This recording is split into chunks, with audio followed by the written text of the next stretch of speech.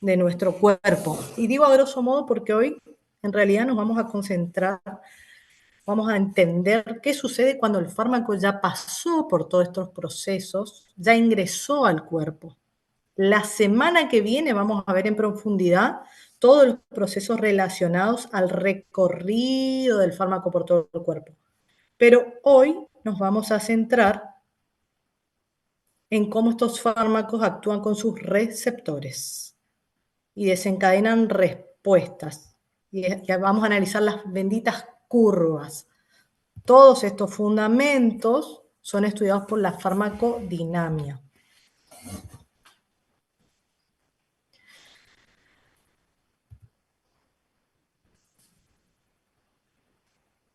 Los ejes principales que vamos a ver en este primer teórico virtual están relacionados con la interacción del fármaco y el receptor. Todos estos ejes que yo le voy a mostrar ahora son los que tienen que profundizar después de la clase. Y están relacionados no solo con la interacción fármaco-receptor, sino con todo lo que se subió al aula. Se subieron algunos capítulos de distintos libros que tienen que ir a leer y profundizar. Hay muchísimos conceptos para aprender y a partir de hoy van a ver que todo es muy sencillo. Es muy fácil si prestan atención. Quiero que escuchen, que vean, porque hice lo más esquemático posible para que después cuando ustedes vayan al libro tengan una lectura muy llevadera. También vamos a ver la relación entre la dosis y la respuesta. Vamos a ver cómo se comportan las curvas. Los libros están llenos de curvas que nunca pueden comprender del todo. La idea es que a partir de esta clase, cuando vean esas curvas en los libros, las puedan entender, puedan interpretar, puedan saber qué significan. Después vamos a ver un poquito la actividad intrínseca. Acá aparecen conceptos nuevos, agonistas versus antagonistas, y en realidad las reacciones adversas a los medicamentos, simplemente recordar que la mayoría de los fármacos pueden ejercer sus efectos benéficos y también pueden ejercer efectos dañinos al interactuar con ese blanco, esa diana o ese objetivo dentro del cuerpo, que los vamos a llamar receptores. En cuanto a reacciones adversas, ya lo habló un poquito la doctora Pomarada el lunes, así que eso vamos a dejar ya como visto y tampoco es muy complicado. Pero sí, a modo esquemático, para empezar, esto es un esquema muy simplificado, esta sería mi célula, mi núcleo, muy simple. Vamos a ver que acá la célula tiene un receptor en lo que sería la membrana, en este caso el receptor es extracelular, así que ahora tenemos que ver qué le hace el fármaco realmente a nuestro cuerpo. En particular, al componente celular de nuestros tejidos y órganos. Así que, si observamos y ampliamos esta interacción farmacológica, vamos a ver que aquí está nuestro fármaco, se va a producir una respuesta celular particular y debe poder actuar sobre este receptor. Por lo que este complejo que se va a formar se llama complejo fármaco-receptor. A partir de esta interacción, recién vamos a obtener una respuesta celular. Para que este fármaco pueda unirse a la célula y producir esta respuesta celular, debe poder unirse, es decir, tiene que tener una afinidad. Una vez que se unen, ahí recién ese complejo va a producir una cascada particular de eventos intracelulares que activan o inhiben y hacen que se produzca esta respuesta que les estoy mostrando. Es importante recapitular, esperen un momentito, tengo un acople.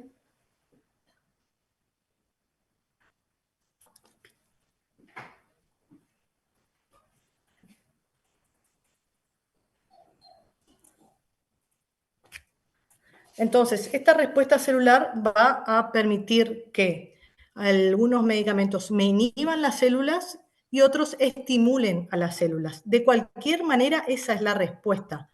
Y para que el fármaco logre esto, tiene que unirse a su receptor y luego, en este caso, el receptor es de extracelular, por lo que siempre viene acompañado de un segundo mensajero. Esto después lo tienen que ver en profundidad.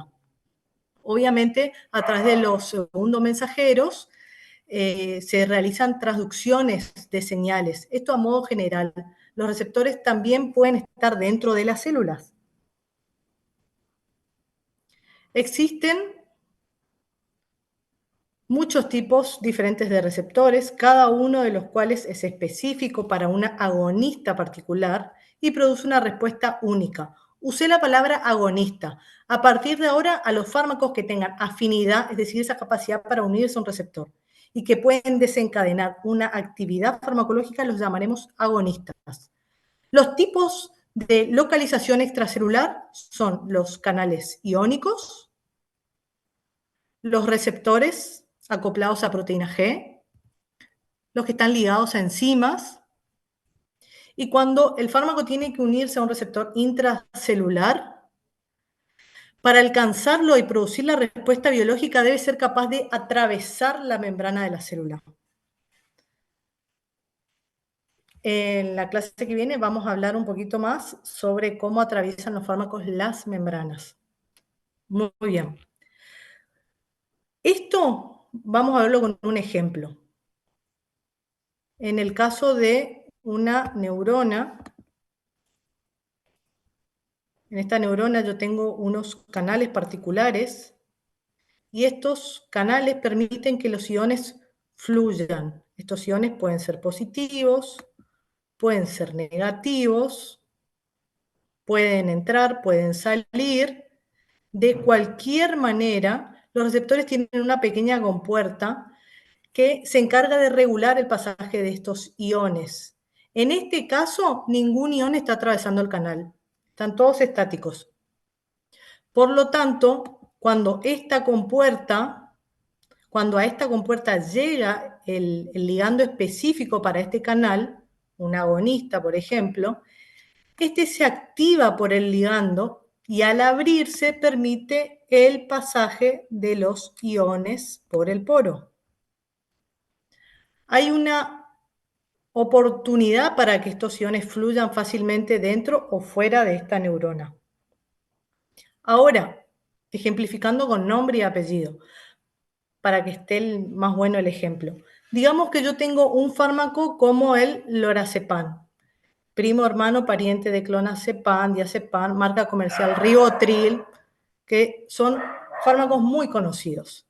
Entonces, estos fármacos actúan sobre un receptor que se llama GABA. Estos canales generalmente están cerrados, no queremos que estén abiertos, pero cuando se activan, cuando el fármaco llega y activa al receptor, lo que va a suceder es que ese canal se abre y permite que los iones de cloro, que están cargados eléctricamente, con carga negativa, fluyan hacia la neurona y a medida que estos iones de cloruro ingresan a la neurona, hace que la célula sea súper negativa. Si la célula es súper negativa, lo que va a pasar es que básicamente está hiperpolarizada. Si está hiperpolarizada, va a disminuir los potenciales de acción. Los que necesiten recuperar saberes previos sobre qué son los potenciales de acción, es ahora cuando tienen que volver a repasarlos porque van a dar mucho contenido relacionado a esto. ¿Y por qué esto es importante? Porque significa que si administramos el lorazepam en situaciones en las que uno desea disminuir la actividad de las neuronas, ¿qué va a pasar? ¿Por qué esto es importante? Porque cuando está sobreestimulado, por ejemplo, en convulsiones, lo que yo hago es inhibir o disminuir esa actividad compulsiva. Por lo que este es un ejemplo de cómo los medicamentos pueden funcionar en el receptor y producir una respuesta celular, si se unen a un canal de iones activado por ligando, como es este ejemplo. Ya sea abrir el canal, cerrar el canal y luego, dependiendo a qué tipo de canal se unan, determinará qué tipo de ion fluye hacia adentro o hacia afuera y, por ende, luego la respuesta celular asociada. Esto recuerden porque los canales iónicos vuelven a la acción más adelante cuando demos los anestésicos locales. A partir de la página 58 del libro de Velázquez pueden profundizar más sobre los distintos tipos de receptores.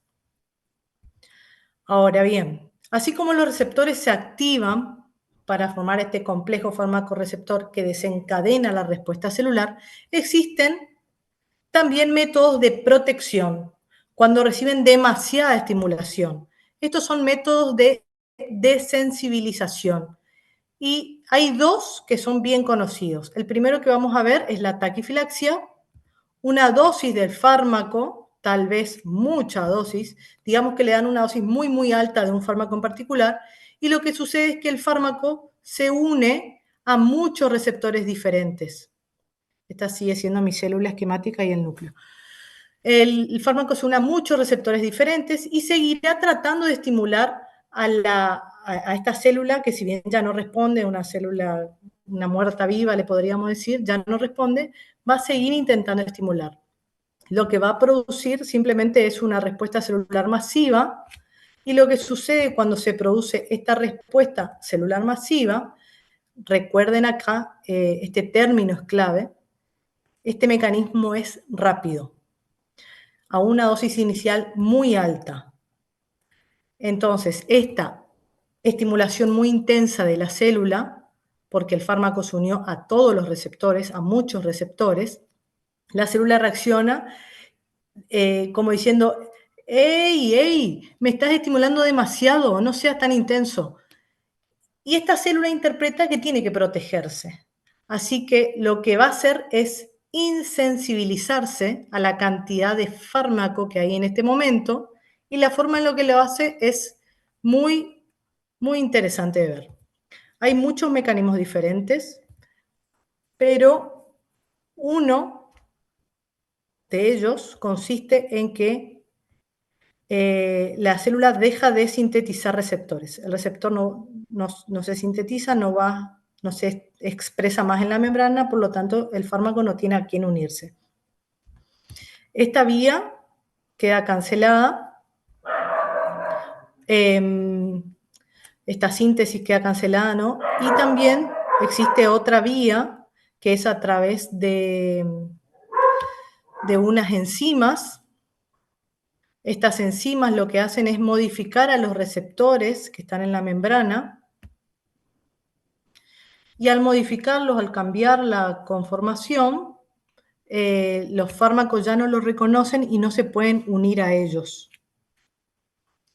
Y finalmente otro proceso por lo cual se desensibiliza ese receptor es a través de incluso, o sea, el receptor puede estar en la superficie, el fármaco puede estar presente, pero se va a internalizar. ¿Qué quiere decir?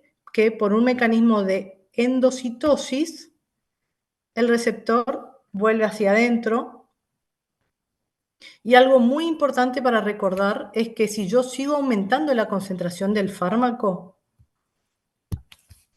al existir estos mecanismos, yo sigo aumentando la concentración, la respuesta no va a cambiar.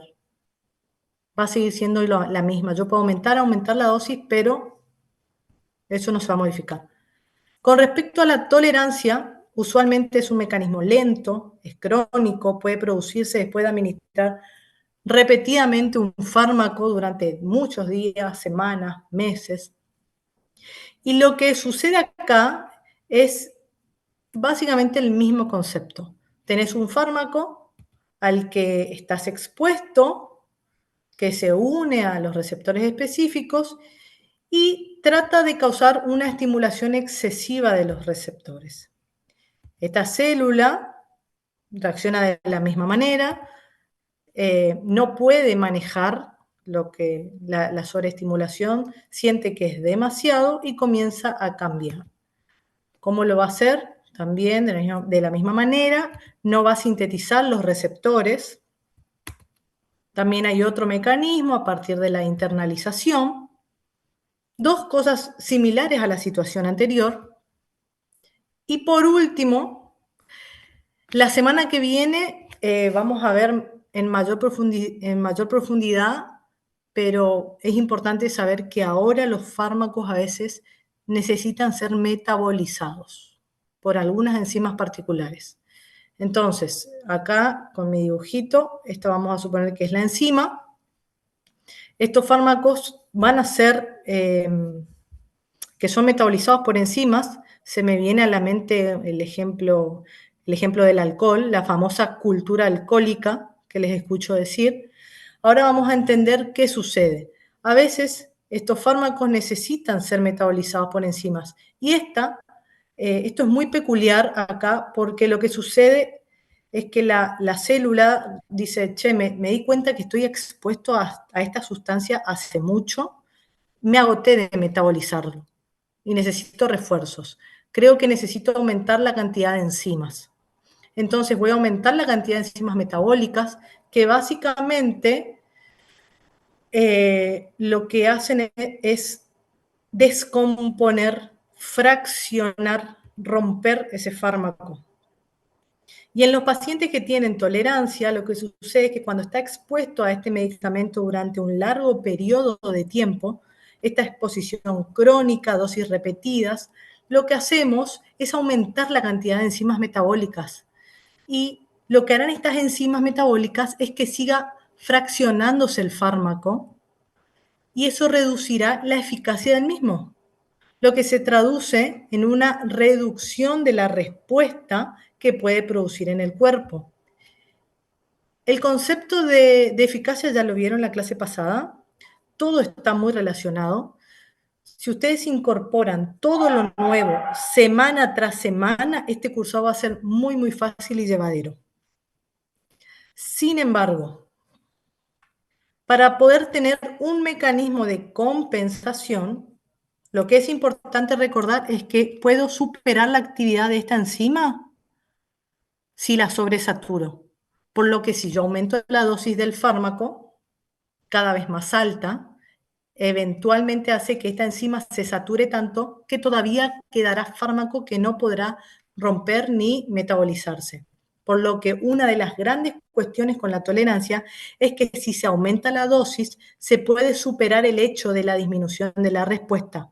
Y esto es un concepto importantísimo porque explica la tolerancia que existe en el abuso del alcohol, de los opiáceos, de la cocaína, etcétera, de muchísimas sustancias, que cada vez se necesitan dosis más altas para alcanzar el efecto deseado. A diferencia de la taquifilaxia, donde aumentar la dosis no servía para nada. Para resumir las diferencias, la taquifilaxia se produce por una única dosis de manera rápida y la tolerancia es un proceso más lento, donde es necesaria una exposición prolongada a la sustancia. A continuación vamos a ver muchos conceptos nuevos, necesarios y que deberán profundizarlos a partir de la página 60 del libro de Velázquez. También en el capítulo 3 del Goodman y Gilman están todas las curvas, está todo muy, muy claro, muy bien explicado. Mi intención ahora es que lo entiendan. Después vayan a leerlo en el libro para estudiarlo y recordarlo. Vamos a empezar con las curvas que relacionan las dosis con las respuestas obtenidas. A la izquierda vamos a ver un gráfico. Por un lado tenemos el eje vertical que indica la respuesta, aumentando de abajo hacia arriba, y por otro lado el eje horizontal que nos indica la dosis del fármaco en escala logarítmica de izquierda a derecha, es decir, a medida que se dirige hacia la derecha, la dosis es mayor, va aumentando, hacia la derecha aumenta. Esto se conoce como curva de dosis-respuesta. ¿Y por qué es interesante? Si indicamos una concentración, una dosis específica de un fármaco, lo que sucede es que cuando comenzamos con dosis bajas del mismo, solo pequeñas cantidades del fármaco se van a unir a algunos pocos receptores. La respuesta clínica que se verá es bastante mínima y lo que vemos acá es que la curva es aplanada, pero luego, a medida que comenzamos a tener más fármaco que se une a los receptores porque aumentamos las dosis, fíjense que la curva avanza hacia la derecha porque aumenta la dosis y comenzamos a ver también un aumento en la respuesta. Eventualmente, todos estos receptores se van a saturar con el fármaco y no importa cuánto más aumente la dosis. No habrá suficientes receptores para que este fármaco se una y así producir una respuesta celular. Por lo tanto, me voy a estancar y esta curva permanece constante. Acá tenemos la meseta, porque la respuesta celular ya alcanzó el efecto máximo, ya alcanzó el 100%, porque todos mis receptores están saturados y activados, y por eso vemos este final de la curva, esta meseta. Esta es la razón por la que en todos los libros van a encontrar este tipo de curva en forma de S o sigmoidal. Con respecto a la potencia del fármaco, lo que quiero que recuerde es que la terminología está correlacionada con la afinidad. En otras palabras, quiero que piensen que la potencia está correlacionada con la ocupación de los receptores. No estoy diciendo que significa lo mismo, no, sino que tienen una relación. De modo que a medida que yo aumento la afinidad, aumento la potencia del fármaco. Y esto es básicamente la fuerza, esta fuerza de la interacción entre el fármaco y su receptor. Por lo que cuanto más fuerte es el vínculo entre el fármaco y el receptor, hay mayor afinidad, más potente es el fármaco. Ahora, si tengo un fármaco que se une a este receptor y la fuerza de esta interacción es muy, muy poderosa, no significa necesariamente que tenga la misma eficacia que otro fármaco que tiene menos potencia. Vamos de nuevo. Entonces, yo puedo tener un fármaco que tiene una potencia muy, muy alta. ¿Qué significa esto? Que tengo un fármaco con una afinidad muy, muy alta. Y aquí vamos a considerar el concepto de algo llamado concentración eficaz 50 o concentración eficaz media. Esta es una medida de potencia. Nos indica la concentración del fármaco, la cantidad de dosis necesaria para producir el 50% de la respuesta o del efecto máximo. Lo que quiero que recuerden es que este CE50 es una especie de medida de potencia. Ahora, ¿por qué esto es importante?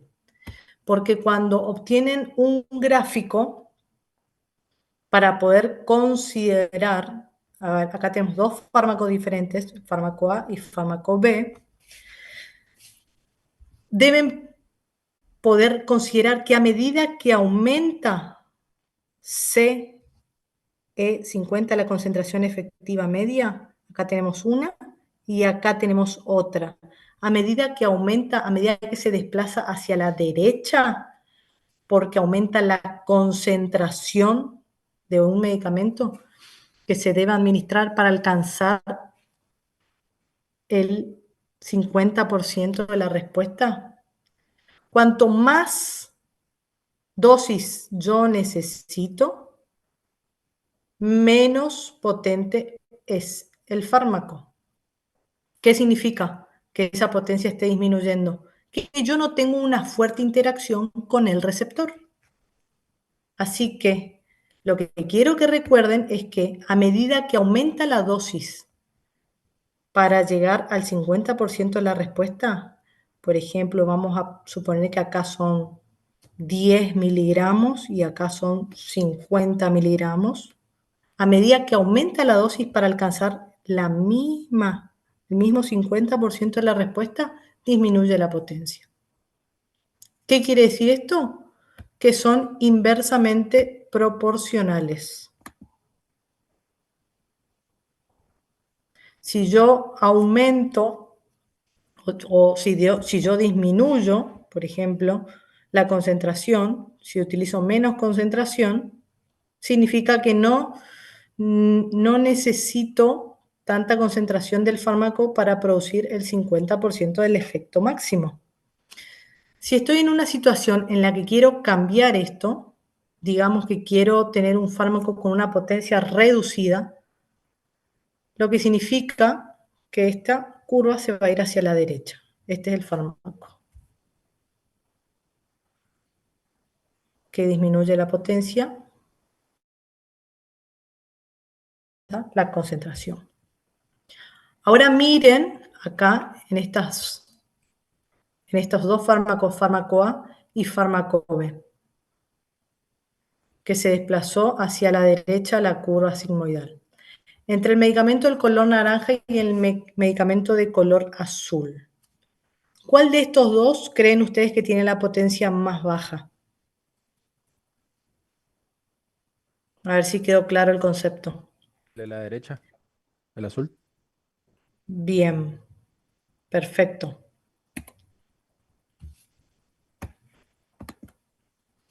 Entonces tenemos el fármaco A de alta potencia y el fármaco B de baja potencia. Los dos van a tener la misma concentración efectiva media o del 50%. Nada más que lo hacen a diferentes dosis. ¿Ven que no tiene nada que ver con la eficacia?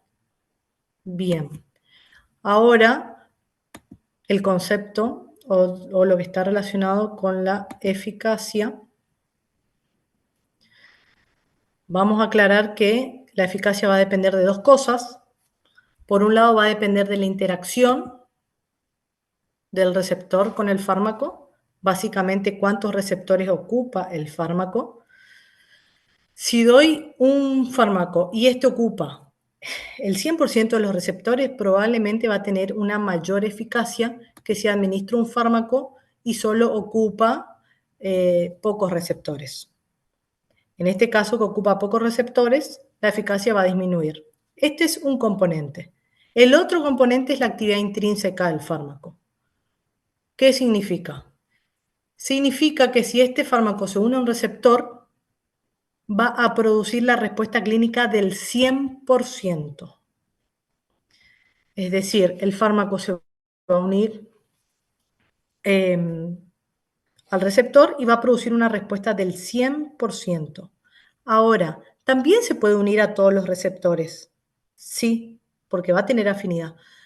Pero la respuesta puede no ser óptima, puede ser menor, puede ser un 60%, puede ser un 70%.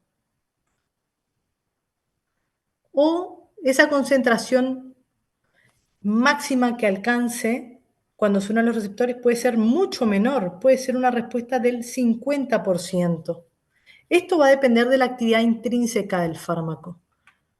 Por lo que algunos son los que conocemos o los que se llaman agonistas completos, lo que significa que cuando se unen a su receptor, el efecto es del 100%, por eso se llama agonista completo. Algunos son parciales, lo que significa que cuando se unen a su receptor, incluso si ocuparan todos los receptores, el efecto nunca va a ser al máximo, siempre va a ser menos.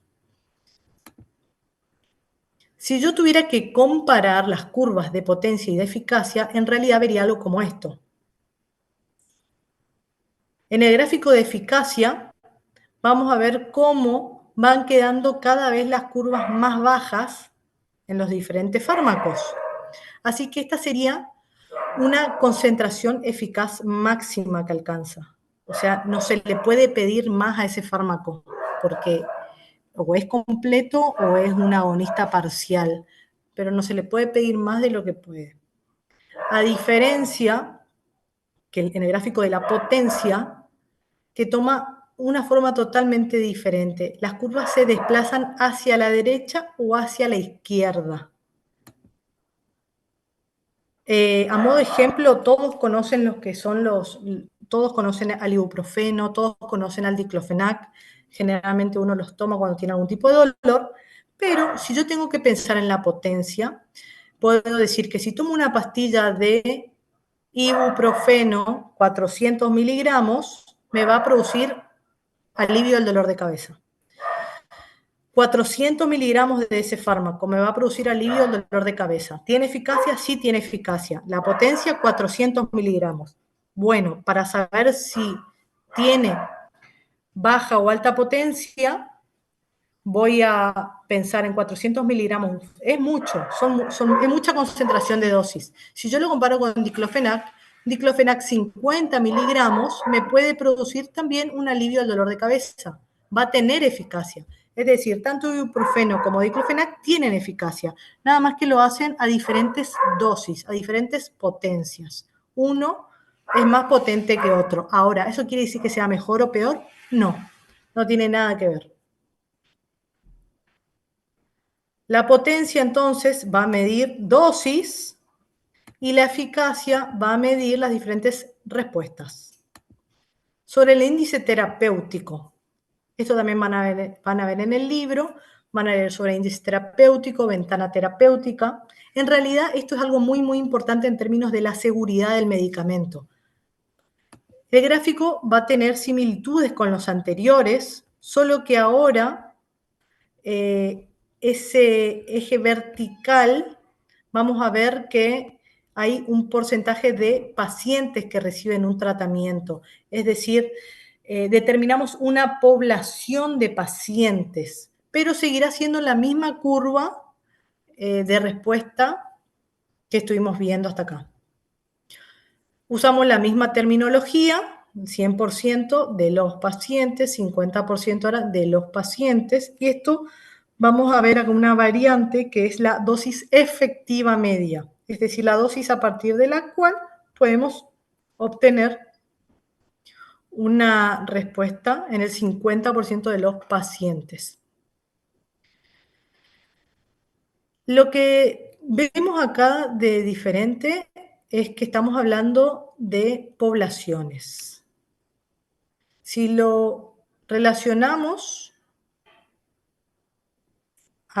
si lo relacionamos con la dosis, a medida que aumentamos la dosis, esto es un mismo fármaco, va a llegar un punto en que esa dosis va a ser tóxica, dosis tóxica, en el 50% de los pacientes. Esto me va a marcar un límite. Es decir, si yo sigo aumentando la dosis, voy a producir efectos tóxicos en esta población. Cuanto más cerca estén estas curvas, más estrecho es el índice. Cuanto más separadas estén estas curvas, el índice es mayor, el fármaco es más seguro. ¿Por qué? Porque si esto fuera muy estrecho, lo que vamos a ver es que un fármaco a una dosis de 5 miligramos y después a una dosis de 10 miligramos ya me puede intoxicar. Es muy bajo el margen para moverme. Es muy bajo esa ventana terapéutica para que yo pueda dosificar. Ahora, si mi distancia es mayor, yo puedo variar entre una dosis de 500 miligramos de paracetamol y 4 gramos de paracetamol. Es mucho más amplia esta distancia, por lo que el fármaco es más seguro. Si yo tengo que pensar en estos ejemplos, el fármaco más seguro es el más amplio. Acá ya les tiré la respuesta. Y el que tiene las curvas más juntitas, o el margen más estrecho, son fármacos en donde hay que monitorear mucho o hacer un seguimiento exhaustivo de la dosificación. Hay pocos fármacos que tienen un margen estrecho, no son de los que usamos nosotros en odontología, pero existen, y algunos pacientes que tratamos, por ejemplo, anticoagulados que consumen warfarina, que tiene un estrecho margen, nosotros podemos de manera indirecta afectar. Esto vamos a ver la semana que viene, un poquito con las interacciones de fármacos. Ahora, continuando con la actividad intrínseca, creo que ejemplificar con los vasos sanguíneos es bastante común y fácil. Lo habrán visto en los años anteriores, con mucha frecuencia, todo lo que es la fisiología de los vasos sanguíneos. Aquí vamos a ver que hay un receptor que se llama alfa 1. Este receptor en los vasos sanguíneos es el que se encarga de regular la constricción, es decir, el que decide si el vaso se dilata o se contrae. Existe una sustancia interna, endógena, que se llama noradrenalina. Tenemos noradrenalina, también la adrenalina puede ser. Son moléculas que se unen a este receptor, lo estimulan y desencadenan una vasoconstricción. Esta es la respuesta o el efecto, si se quiere, ¿no?, de la unión de este autacoide. Anoten esa palabra para buscarla, autacoide. Vayan a buscar qué significa, qué son los autacoides. Esta sustancia endógena, al unirse con el receptor, va a desencadenar esa vasoconstricción. Ahora supongamos que hay 100 receptores unidos por noradrenalina. Sabemos que su efecto, vasoconstricción. Si yo doy un fármaco exógeno, algo que viene de afuera, que imite la función de la noradrenalina, cada vez que se unen al 100% de los receptores, estos están completamente saturados. Por ejemplo, la adrenalina. Va a producir la misma intensidad o efecto máximo, una super vasoconstricción, al igual que la noradrenalina. A esto se conoce como agonista completo. Normalmente, los receptores tienen algún grado de actividad basal. Esa actividad basal es alrededor del 12%. Por eso no empiezo en cero el dibujo. Si yo administro un fármaco cualquiera, todo lo que estamos haciendo es aumentar la eficacia por encima de esa actividad basal. Digamos que un agonista completo, en este primer caso, adrenalina, administrado de forma exógena, imita a ese sistema endógeno. Un agonista parcial va a ser diferente. Creo que acá el ejemplo que es bastante interesante y que puede ser útil es sobre un agonista parcial, puede estar relacionado a los opiáceos, a los receptores opioides. Así que digamos que esto es un receptor opioide, no importa el nombre, y a estos receptores le encanta unirse a su agonista pleno, que es la morfina. Le encanta unirse, tienen mucha afinidad. Pero, ¿qué sucede si aparece otro fármaco que es un agonista parcial? Por ejemplo, la buprenorfina. Lo que sucede es que en realidad se va a unir a estos receptores, la buprenorfina, y los va a saturar, los va a ocupar. Como resultado, se va a producir un efecto clínico que está por debajo del efecto máximo. Como si tuviéramos que decir que esto es 100%, y acá el agonista parcial tiene un 70 a un 60%. Está por debajo del efecto máximo. Por eso es parcial. No va a producir nunca jamás un efecto completo del 100%. Y acá esto es realmente interesante. ¿Por qué? Porque si yo sigo aumentando la dosis de este agonista parcial, lo hago en combinación con el agonista completo como la morfina, van a competir y lo va a bloquear. Esto sirve mucho para algunas situaciones clínicas que después vamos a ver más adelante. Pero es para explicar el concepto, ¿no? Por otro lado tenemos a los agonistas inversos, que estos son re raros. Lo que sucede es que estos medicamentos se van a unir al receptor y cuando se unan al receptor van a disminuir significativamente el efecto de este medicamento, mucho menos que la actividad basal. Entonces, se reduce el efecto significativamente hasta un punto en que es menor que la actividad basal. Básicamente, lo que hace es tener receptores que pueden existir de dos formas. Tenemos un receptor activo, o sea, los receptores pueden estar de forma activa o forma inactiva. Acá tenemos R y R'. Y se pueden ir de un lado a otro estos ligandos, con una forma activa o inactiva. Lo que hacemos acá es que cuando el agonista inversa interactúa, trata de poder impulsar la reacción y mantenerla hacia la forma inactiva. Entonces, lo que hace es trata de poder mantener este receptor lo más posible en la forma inactiva. Cambia esta reacción para mantenerla siempre inactiva, por lo que ahora ningún otro agonista va a poder unirse, porque los receptores están ocupados. Lo siguiente que tenemos que hablar es de antagonistas. Y lo que hacen los antagonistas es que trabajan para poder oponerse a los agonistas. Lo que intentan hacer es poder actuar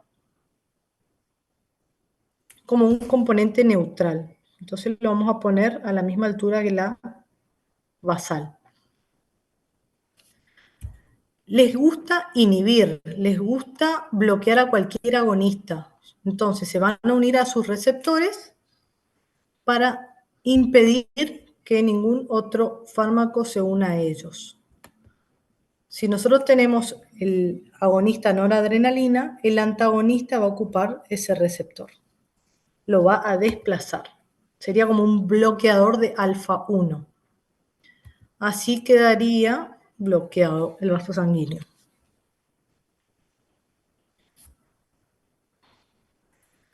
Si yo esto lo transformo en la célula, tenemos los receptores, el bloqueador, ¿no? No importa cuál es el fármaco, no es necesario que lo sepan, pero sepan que van a competir, por eso se llama antagonista competitivo. Este antagonista va a competir, va a utilizar todos los receptores, va a tener afinidad por todos los receptores, pero no va a tener eficacia. La eficacia solamente lo tiene el agonista, pero lamentablemente no se puede unir a ese receptor. Así que no habría vasoconstricción en este caso. Generalmente el agonista cuando está solito se comporta en esta siguiente curva. Vamos a suponer que acá aumenta la dosis de noradrenalina y por una cuestión de cantidad, por concentración, si hay más concentración de un fármaco, hay más probabilidad de que ocupe el receptor por mayoría. La curva se va a comportar como un agonista completo. La S típica, una curva normal. Ahora, si yo aumento la concentración del antagonista, esto va a ser totalmente reversible. Cuanto más concentración hay de uno u otro fármaco, mayor es la probabilidad de que ocupe esos receptores. Por eso es competitivo. Va a alcanzar el agonista la concentración máxima, pero si yo aumento la dosis del otro fármaco, ¿qué va a suceder? El agonista más el antagonista va a aumentar la concentración eficaz media. Acuérdense que era inversamente proporcional a la potencia, por lo que la potencia va a disminuir. Va a disminuir la dosis. Doctora, disculpe, Sí. ¿para qué casos se ocuparía un fármaco antagonista?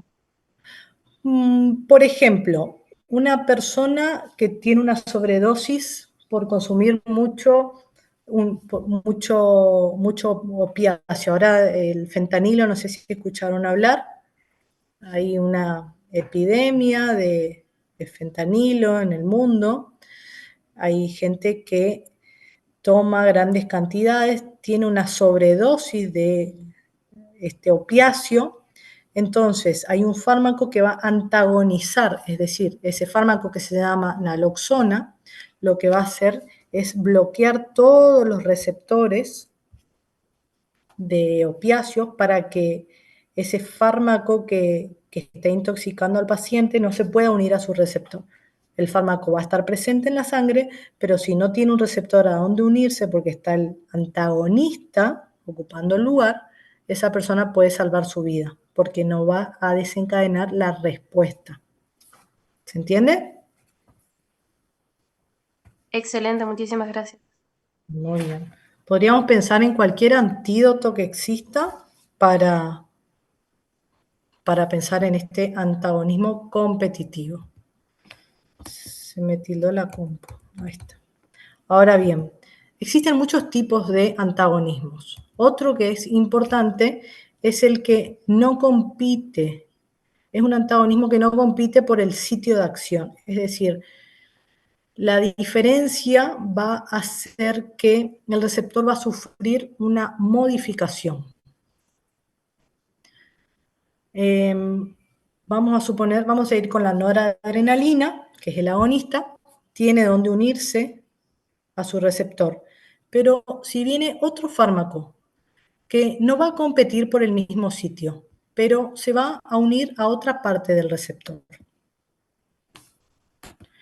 Al unirse a otra parte del receptor, vamos a poner acá al ladito, ese antagonista, ese bloqueador, lo que va a hacer es de igual manera evitar que la noradrenalina pueda ingresar al receptor para activarlo. La diferencia es que no compite por el mismo sitio activo, por el sitio inicial, el real, no compite por eso. Se une a otro sitio.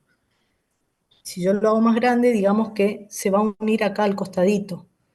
Y al unirse a este costadito, que no es el sitio de la noradrenalina, porque el sitio de la noradrenalina era este, esta región se va a llamar sitio alostérico.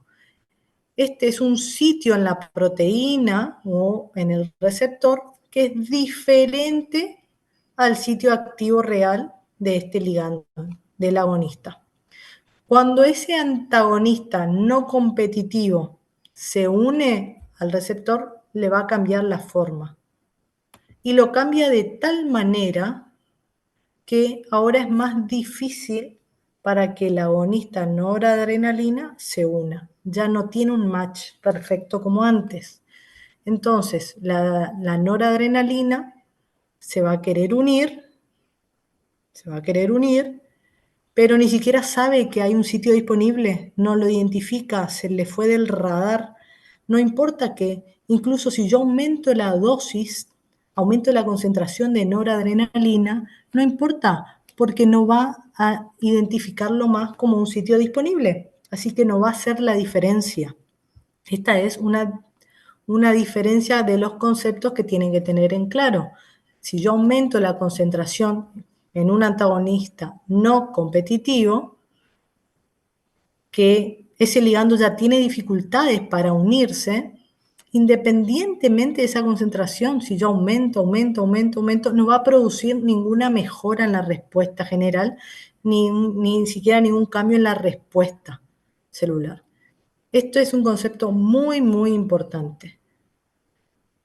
Así que podemos pensar acá que el efecto, este efecto máximo que tenía el agonista solito, en este antagonismo no competitivo se va a derrumbar.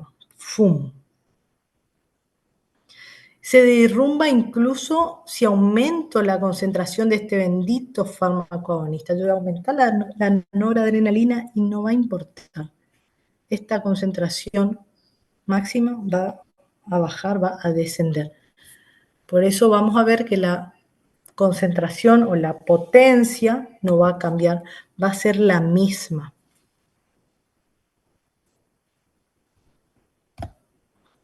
Si yo comparo los dos gráficos, tenemos que en el antagonista competitivo va a aumentar la dosis, pero el efecto máximo se mantiene.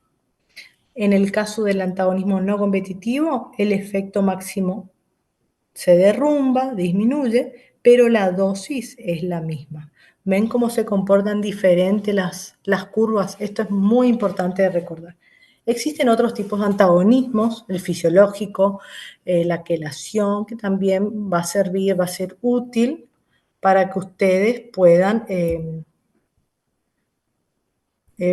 valorar los diferentes tipos de antagonismos. Eso lo ven en el libro, eso es más sencillo.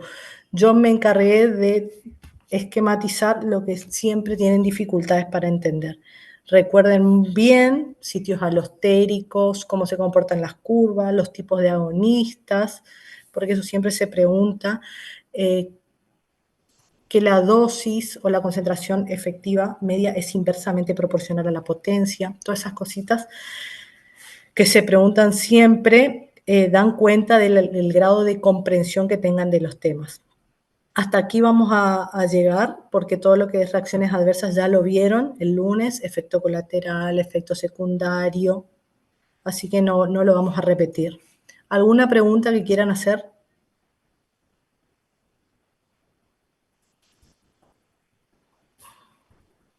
No, doctora. Sí. Con respecto a los seminarios del lunes, ¿serían los temas que dimos Hoy. la clase pasada y este Sí, tema? hoy, lo que dimos hoy y reacciones adversas que vieron el lunes. La clasificación de reacciones adversas la pueden encontrar en los últimos capítulos del Velázquez. Ahí está todo lo relacionado a reacciones adversas. Uno de los últimos capítulos. Bueno, muchas gracias. Muy bien. Profe, Sí, disculpe, ¿el trabajo práctico para cuándo sería? el lunes se va a trabajar con la guía de trabajos prácticos que está en el aula. Ah, ok, muchas gracias. Profe, Muy disculpe, bien. Sí, mañana no habrá actividades, ¿verdad? no. Bueno, Chao, chao.